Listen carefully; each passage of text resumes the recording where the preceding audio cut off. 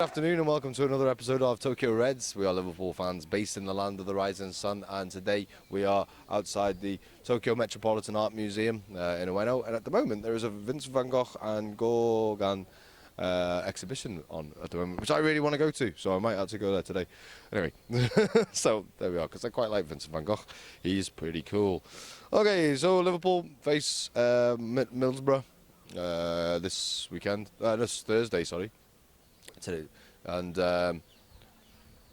it's Thursday, yeah. Well, Thursday here, yeah. Sorry, yeah. Thursday Japan time. Thursday 5 o'clock in the morning.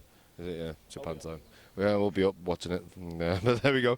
And yeah, they lost 1-0 to Southampton in the last game. They're the lowest scoring team in the Premier League. They're 16th in the league, so Liverpool probably going to lose or draw. So how important is it, Tom, that Liverpool don't lose or draw? They get back to winning ways. It's so important. It's massive. I mean, the way Chelsea and Arsenal are playing right now, like people are talking about Chelsea. Okay, Chelsea are 6 points clear of us, but Arsenal, in fairness to them, they haven't lost since since they lost to us, that 4-3, which is great. But the form both of them have been in, we're 6 points off Chelsea. We're still in my opinion, we're still in touch, but we really need to get back to winning ways. Not just to keep in touch with them, but also for ourselves, because we're so much better than this. We're so much better. In my opinion, we should have got 6 points from those last two games. But yeah, it's just key. It's really key. Yeah, I'm just, it's a bit worrying. We've kind of slowed down in our sort of attack. We're not defending as well. I mean, we haven't defended that well all season, to be fair. But it seems kind of. Do you think they might be working Klopp's system out? Yeah, you could see that in the West Ham game last at the weekend. They just played really compact in the middle, forcing the players to go wide, and we're not really a crossing team.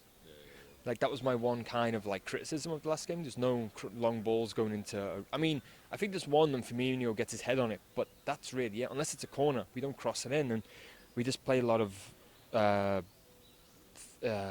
crosses along the ground. So we're like run to the byline and cross it in, and I think a lot of teams are getting a bit switched on to that now. And so, yeah, they've been playing more compact and then forcing us out wide and then hitting us on the break. And because we've got too many players committed forward in these like obscure positions, that's how we're conceding goals. Yeah, fair enough. Tom, do you think? So, we've talked about it in the last video. If you haven't watched our West Ham review, make sure you do. It's a pretty good one. We've got a Hammers fan on there as well, which is always good. Tom, do you think, is it Mignolet or Karius? Who are you going for? For me, it's got to be Karius. Karius, he's had a bit of a run. Okay, he's made those mistakes, but if we drop him now, this could damage him so much. I think we need to keep on it. Yeah, we need to support him. And I would say in the West Ham game, because we spoke about this after, against Andy Carroll, 2-2, ball comes in, Carroll's literally through one-on-one, Karius comes out, he's very decisive, punches the ball away. I think he actually gives Carroll like a bloody nose, but cuts his eye, sorry. Not done advocating that, but he does very well, and yeah, it's easy to focus on the mistakes, but he hasn't done that badly. It's just been a couple of mistakes. Stick with him. Yeah, John, who do you think? Miggs or Karius? Mignolet's had his chance. He's had, 2-3 years at Liverpool now, and but still no one's convinced with him.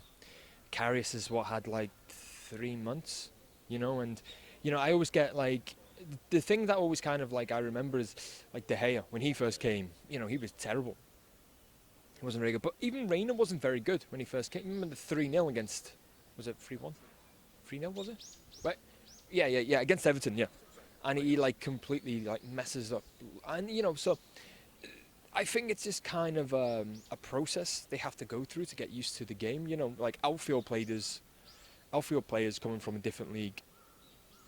We give them like leeway. We say, they need a chance to adapt. So it's fair to say we should say that for goalkeepers as well. Yeah, I think absolutely both bang on. To be honest, Mignolet, yeah, like people are like, yeah, when you bring Mignolet back in. The reason we got Karius was because Mignolet wasn't good enough. Do you know what I mean? Like, you got to give him time. The unfortunate thing is he's a goalkeeper. So if goalkeepers make mistakes, it usually means that you concede a goal. So like, it's frustrating, but we just got to go. That's what Liverpool have done by buying a pretty much inexperienced goalkeeper. That's what Liverpool put themselves into this position, and we just have to kind of get on with it. We can't just drop him now. You know what I mean? I think we just need to be persistent with him, and eventually, hopefully, he comes good. But we'll have to wait and see. If he doesn't, by the end of the season or next season, whatever, then we buy a new goalkeeper. But we'll just have to wait and see what happens, really. Anyway, so how should Liverpool approach this game against Middlesbrough? Again, I think we need to stick with our attacking approach. Middlesbrough, credit to them, they drew at Man City this season. They got a late equaliser. They drew at the Emirates this season. They've got quite a good defence. They only lost 1-0 at home to Chelsea. It took a long time for Chelsea to break them down as well. So actually, I'm looking at them and thinking we really need to attack them. And I say this often, but try and get an early goal. Really try and get an early goal. I know we did that against West Ham, but then I think we just switched off. Middlesbrough will be quite defensive. I think they'll approach this game with caution. They know our style. I think we need to be physical as well. They've got quite a physical presence at the back, but I definitely think just keep to our attacking style. Hopefully an early goal. Yeah, fair enough. I actually do think an early goal is very, very important for us, to be honest. John, is there anyone at Borough who worries you? Liverpool should be worried about? Or? Downing, is he still there? Yeah. No, Negredo, even though maybe he's fallen from grace, he's still a good striker. So we've got to be wary for him. It's like what Tom said, they're quite a compact team and hard to break down.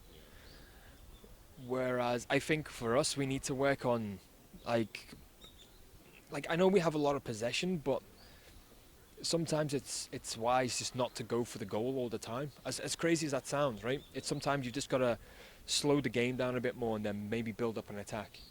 Whereas we just attack and then get caught out. So we just need to focus on controlling the game as well as attacking the game. I think that's a big thing for us. I think that's why we've been conceding so much. Yeah, fair dues. That's the thing. I mean, with Middlesbrough, the way that they've performed so far this season, they haven't scored that many goals. Like I say, they're the lowest scoring team in the league. There's not too many players I'm worried about. Negredo on his day can be very, very good, but they've got Valdez in goal, who's obviously a top quality goalkeeper. But no, I'm pretty I'm actually pretty confident with this game, to be honest. All jokes aside. So who do you think who's going to be the key men? Obviously Coutinho is going to be out. There's talk maybe Lovren being out as well. Sturridge possibly going to be out. So who do you think are going to be the key men for Liverpool? Key men for me in attack, Mane, because I think he's got a much more physical presence than, say, Firmino. So I think he's very key. But then in midfield, I'm thinking Henderson. Henderson's been so key for us. Lallana in terms of his pressing, but because I think he'll be quite a physical midfield battle. And I will say, Henderson, credit to him, against West Ham, he was dispossessing them quite a lot. He was making the right pass. He was going backwards when necessary. I think, for me personally, Henderson and Mane. Yeah, fair enough. John, do you think, is there anybody else? Who else do you think is going to be the important players for Liverpool? Like Tom said, they're important players. I think though Matip and whoever partners him for this game is going to be very important because, like I said, Negredo's not the greatest striker in the league, but he's still a good striker, and give him a chance and he'll take it. So they've just got to focus on keeping him, out of the game really. And then the fullbacks as well, because as of late they've been getting forward but not being as productive as they have been. Like Klein, he not dropped off, but he hasn't been as consistent as he has been in the last few weeks, and it's kind of shown a bit because we need that consistency. But yeah, so I think that's the key for us now, is just to get back that consistency back and stop making these stupid errors. And I think this is a good game to do that in. Yeah, I just, for me, to be honest, I actually really hope that Lovren is okay and he can play. But if he isn't, do you play Lucas or Clavin at centre back? I'd go for Clavin personally. I mean, I know he only had half the match, but in fairness, we didn't concede in that time. I saw nothing to make me doubt him.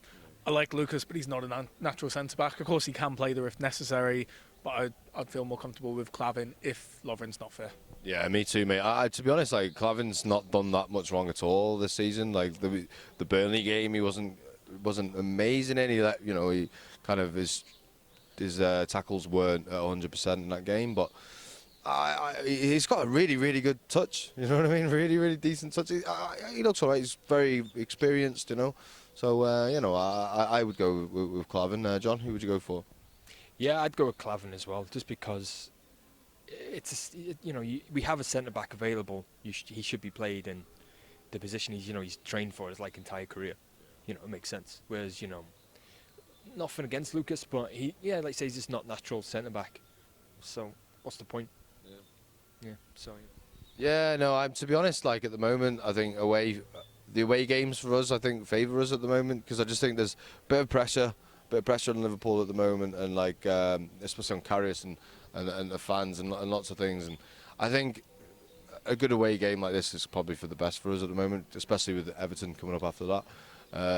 This is like the end of our like easy run where we haven't like won a game yet, but nasty. But that's the thing. Like we had such a difficult start to the season, and we had such a good start to the season. And now we've had all these teams that we should have been beaten, and we've hardly picked up any points. So it goes to show how the Premier League works and how Liverpool work. Man, it's mental.